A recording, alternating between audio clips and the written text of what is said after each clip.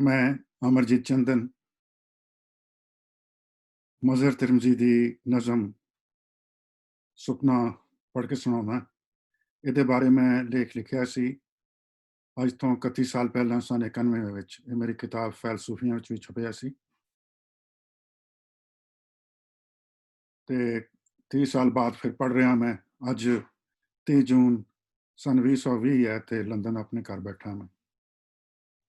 ਨਜ਼ਮ ਇੰਝ ਸ਼ੁਰੂ ਹੁੰਦੀ ਹੈ। ਇਹ ਸੁਪਨਾ ਮੈਂ ਅੱਜ ਕੋਈ ਪਹਿਲੀ ਵਾਰ ਨਹੀਂ ਤੱਕਿਆ।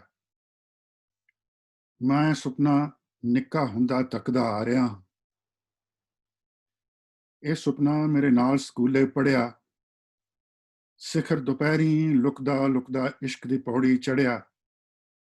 ਇਸ ਸੁਪਨੇ ਦੇ ਚਾਨਣ ਕੋਲੋਂ ਘੋਰ ਹਨੇਰਾ ਡਰਿਆ। ਇਸ ਸੁਪਨੇ ਦੇ ਤਖ਼ਤ ਤੇ ਬਹਿ ਕੇ ਚਾਰੇ ਆਲਮ ਫਿਰਿਆ। ਜੋ ਨਹੀਂ ਤੱਕਣਾ ਉਹ ਤੱਕਿਆ, ਜੋ ਨਹੀਂ ਸੁਣਨਾ ਉਹ ਸੁਣਿਆ। ਇਸ ਸੁਪਨੇ ਦੀ ਰਾਤ ਨਹੀਂ ਮੁੱਕਦੀ, ਦਿਨ ਕੰਧੀ ਆ ਚੜ੍ਹਿਆ। ਇਸ ਸੁਪਨੇ ਦੀ ਰੀਤ ਅਨੋਖੀ, ਜਿਸ ਤੱਕਿਆ ਨਿਤ ਮਰਿਆ। ਤੇ ਜਿਹੜਾ ਲੇਖ ਮੈਂ ਲਿਖਿਆ ਸੀ ਅੱਜ ਤੋਂ 30 ਵਰ੍ਹੇ ਪਹਿਲਾਂ, ਉਹਦਾ ਉਨਵਾਨ ਸੀ ਕਵਿਤਾ ਤੇ ਸੁਪਨਾ। ਇੰਝ ਸ਼ੁਰੂ ਹੁੰਦਾ ਜੌਨ ਕੀਟਸ ਦੀ ਸਤਰ ਹੈ ਅੰਗਰੇਜ਼ੀ ਵਿੱਚ। Poesy alone can tell her dreams. ਵੀ ਸਿਰਫ ਸ਼ਾਇਰੀ ਹੀ ਆਪਣੇ ਸੁਪਨਿਆਂ ਦੀ ਗੱਲ ਕਰ ਸਕਦੀ ਹੈ ਕਿ ਉਹ ਕੀ ਹੁੰਦੇ ਨੇ। ਕਵਿਤਾ ਦਿਲ ਦੇ ਨੇੜੇ ਹੁੰਦੀ ਹੈ। ਬਹੁਤ ਘੱਟ ਕਵਿਤਾਵਾਂ ਬੰਦੇ ਨੂੰ ਸੋਚਣ ਲਾਉਂਦੀਆਂ ਹਨ। ਚਿੰਤਨ ਦਾ ਉਸਤਾਦ ਕਵੀ ਬ੍ਰੈਖਟ ਸੀ।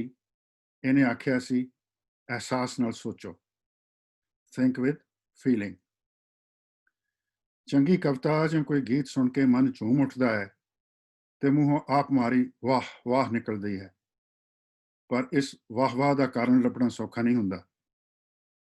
ਦਲੀਲ ਨਾਲ ਵਡਿਆਈ ਕਰਨੀ ਵੀ ਸੌਖੀ ਨਹੀਂ ਹੁੰਦੀ।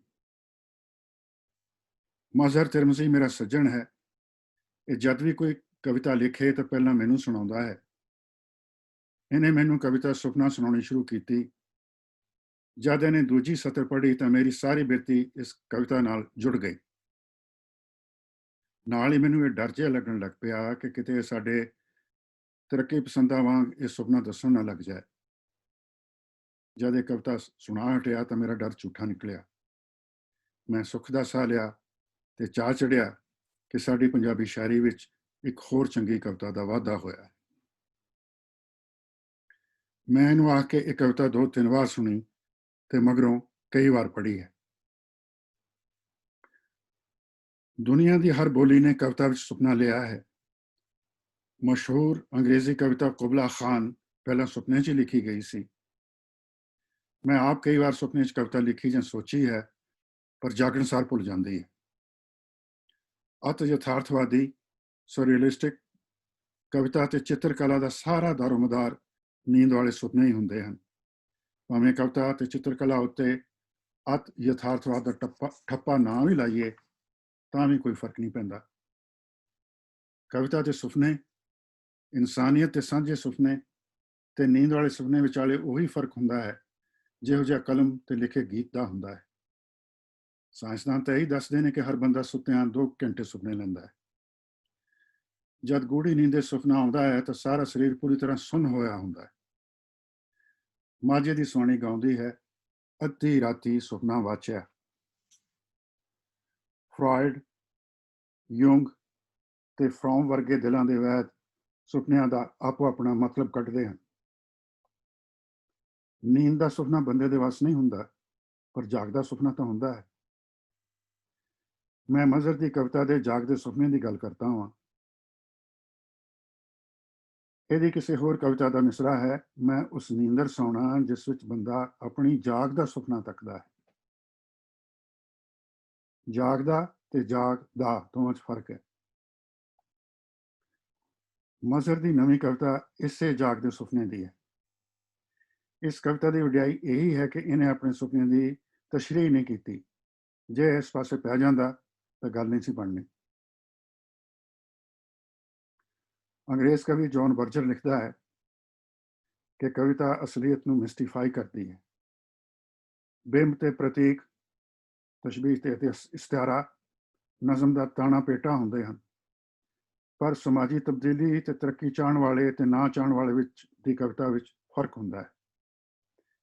ਇੱਥੇ ਮੈਂ ਮਿਸਾਲ ਦਿੱਤੀ ਹੈ ਮੋਹਨ ਸਿੰਘ ਦੀ ਕਵਿਤਾ ਦੀ ਤੇ ਜਸਵੰਤ ਸਿੰਘ ਨੇਕੀ ਦੀ। ਮੋਹਨ ਸਿੰਘ ਨੂੰ ਤਾਂ ਆਪਾਂ ਸਾਰੇ ਜਾਣਦੇ ਹਾਂ। ਜਸਵੰਤ ਸਿੰਘ ਨੇਕੀ ਆਪਣੇ ਆਪ ਨੂੰ ਅਧਿਆਤਮਵਾਦੀ ਮਿਸਟਿਕ ਕਵੀ ਕਹਿੰਦਾ ਸੀ ਤੇ ਪੇਸ਼ੇ ਵਜੋਂ ਉਹ ਸਾਈਕੈਟਰਿਸਟ ਸੀ ਮੰਨਿਆ ਦੰਨਿਆ। ਸਮਾਜੀ ਤਰੱਕੀ ਚਾਹਣ ਵਾਲਾ ਕਲਾਕਾਰ ਸਰਜਨ ਵਾਂਗ ਗਿਆਨ ਇੰਦਰੀਆਂ ਜਿਹੜੀਆਂ ਸੈਂਸਸ ਨੇ ਸੁਣ ਕਰਕੇ ਔਰ ਦੀ ਤਹਿ ਤੱਕ ਜਾਣ ਦੀ ਕੋਸ਼ਿਸ਼ ਕਰਦਾ ਹੈ ਤੇ ਉਹਦਾ ਇਲਾਜ ਕਰਨ ਦੀ ਵੀ। ਮਸਤੀ ਵਾਲੇ ਕਵੀ ਨੂੰ ਸਮਾਜ ਦੀ ਚਿੰਤਾ ਨਹੀਂ ਹੁੰਦੀ। ਬੜਾ ਚਿਰ ਪਹਿਲਾਂ ਮੈਂ ਲਾਤੀਨੀ ਅਮਰੀਕਾ ਦੇ ਸਿਆਸੀ ਕੈਦੀਆਂ ਦੀ ਸਾਂਝੀ ਲਿਖੀ ਕਵਿਤਾ ਦਾ ਉਲੱਥਾ ਕੀਤਾ ਸੀ, ਸਾਡੇ ਸੁਪਨੇ ਦਾ ਮੇਚ ਆਜ਼ਾਦੀ ਹੈ। ਮਜ਼ਹਰ ਦੀ ਕਵਿਤਾ ਦਾ ਸੁਪਨਾ ਸਾਡਾ ਸਾਰਿਆਂ ਦਾ ਸਾਂਝਾ ਸੁਪਨਾ ਹੈ।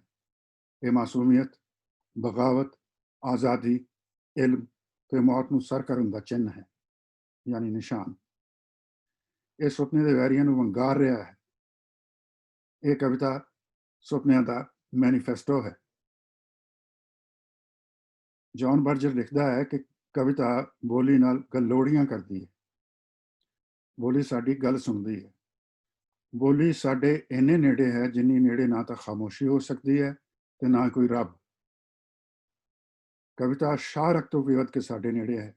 ਸਰਕਾਰੀ ਬਿਆਨਾਂ, ਖੁਸ਼ਕ ਰਿਪੋਰਟਾਂ ਵਿੱਚ ਜੋ ਬੇਵਾਸਤਗੀ ਹੁੰਦੀ ਹੈ, ਕਵਿਤਾ ਉਹਨੂੰ ਖਤਮ ਕਰਕੇ ਕੇਅਰਿੰਗ ਯਾਨੀ ਵਾਸਤਾ ਪੈਦਾ ਕਰਦੀ ਹੈ। ਬਰਜਰ ਅਗਾਂਹ ਲਿਖਦਾ ਹੈ ਕਿ ਹਰ ਸ਼ਾਹਕਾਰ ਕਵਿਤਾ ਮੌਲਿਕ ਹੁੰਦੀ ਹੈ, ਓਰੀਜਨਲ। ਇਹ ਆਪਣੇ ਮੂਲ ਵੱਲ ਜਾਂਦੀ ਹੈ, ਜਿਸ ਮੂਲ ਸਦਕਾ ਹੁਣ ਤੱਕ ਹਰ ਸ਼ੈ ਹੋਈ ਥੀਵੀ ਹੈ। ਦੂਜਾ ਇੰਚ ਮੌਲਿਕ ਹੁੰਦੀ ਹੈ ਕਿ ਪਹਿਲਾਂ ਇਹ ਕਦੇ ਵਾਪਰੀ ਨਹੀਂ ਹੁੰਦੀ। ਸਿਰਫ ਕਵਿਤਾ ਵਿੱਚ ਇਹ ਦੋਵੇਂ ਭਾਵ ਹੋਣ ਤੇ ਪਹਿਲੀ ਵਾਰ ਹੋਣ ਦੇ ਇੱਕ ਸੁਰ ਹੁੰਦੇ ਹਨ ਤੇ ਇੱਕ ਦੂਜੇ ਦੇ ਮੁਖਾਲਿਫ ਨਹੀਂ ਹੁੰਦੇ। ਮਜ਼ਹਰ ਦੀ ਕਵਿਤਾ ਸਾਨੂੰ ਇਨਸਾਨ ਦੇ ਮੂਲ ਵੱਲ ਲਿਜਾਂਦੀ ਹੈ। ਇਨਸਾਨ ਦੀ ਆਦਿ ਅਨੰਤ ਜਗਿਆਸਾ, ਜਿਹਦੇ ਸਦਕਾ ਉਹ ਅੱਜ ਤਾਈਂ ਅਪੜ ਸਕਿਆ ਹੈ। ਪਹਿਲਾਂ ਕਿਸੇ ਨੇ ਇੰਜ ਸੁਪਨਾ ਨਹੀਂ ਸੀ ਲਿਆ। ਇਸ ਕਵਿਤਾ ਵਿੱਚ ਰਾਤ ਦੇ ਦਿਨ ਦਾ ਵਿਰੋਧਾਭਾਸ ਯਾਨੀ ਪੈਰਾਡੌਕਸ ਨਜ਼ਰ ਆਉਂਦਾ ਹੈ। ਮਜ਼ਹਰ ਲਿਖਦਾ ਹੈ, ਇਸ ਸੁਪਨੇ ਦੀ ਰਾਤ ਨਹੀਂ ਮੁੱਕਦੀ, ਦਿਨ ਕੰਦਹੀਂ ਆ ਚੜਿਆ। ਇੱਥੇ ਰਾਤ ਪਹਿਲੀ ਵਾਰ ਸੱਚਾਈ ਦੇ ਰੂਪ ਵਿੱਚ ਪੇਸ਼ ਹੋਈ ਅਤੇ ਦਿਨ ਕੂੜ ਦੇ ਰੂਪ ਵਿੱਚ। ਕਵਿਤਾ ਦੀਆਂ ਆਖਰੀ ਦੋ ਸਤਰਾਂ ਵਜੂਦੀਅਤ, ਜਿਹਨੂੰ ਈਸਟ ਪੰਜਾਬ ਦੇ, ਜਿਵੇਂ ਮੈਂ ਲਿਖਿਆ, ਇਹਦਾ ਸੰਸਕ੍ਰਿਤ ਦਾ ਲਫ਼ਜ਼ ਵਰਤਦੇ ਹਾਂ ਅਸੀਂ ਈਸਟ ਪੰਜਾਬ ਵਿੱਚ ਅਸਤਿਤਵਵਾਦ। ਅਸਤਿਤਵ ਹੁੰਦਾ ਹੈ ਐਗਜ਼ਿਸਟੈਂਸ, ਅਸਤਿਤਵਵਾਦ ਐਗਜ਼ਿਸਟੈਂਸ਼ਲੀਜ਼ਮ। ਐਗਜ਼ਿਸਟੈਂਸ਼ਲੀਜ਼ਮ ਦਾ ਜਿਹੜਾ ਫਲਸਫਾ ਹੈ ਇਤਿਹਾਸ ਨੂੰ ਰੱਦ ਕਰਦਾ ਹੈ, ਤਾਰੀਖ ਨੂੰ। ਤਬਕਾਤੀ ਜਦੋਜਹਿਦ ਤੋਂ ਮੁਨਕਿਰ ਹੈ ਤੇ ਨਿਜਵਾਦ ਦਾ, ਇੰਡੀਵਿਜੂਅਲਿਜ਼ਮ ਦਾ ਸਿਰਾ ਹੈ। ਪਰ ਮਜ਼ਹਰ ਦੀ ਕਵਿਤਾ ਦਾ ਮਰਨਾ ਅਨੰਤ ਸੰਤਾਪ ਹੈ, ਅਜ਼ੀਅਤ ਹੈ। ਇਸੇ ਵਿੱਚੋਂ ਹਯਾਤੀ ਦੀ ਜਦੋਜਹਿਦ ਨਿਕਲਦੀ ਹੈ।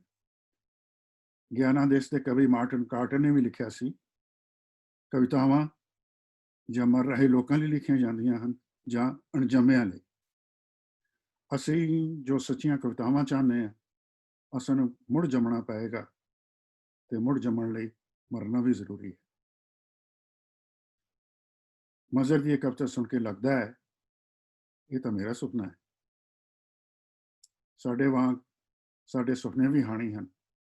ਮੂੰਹੋਂ ਦੁਆ ਨਿਕਲਦੀ ਹੈ, ਸ਼ਾਲਾ ਸਾਡੇ ਸੁਪਨੇ ਕਦੇ ਨਾ ਮੁੱਕਣ।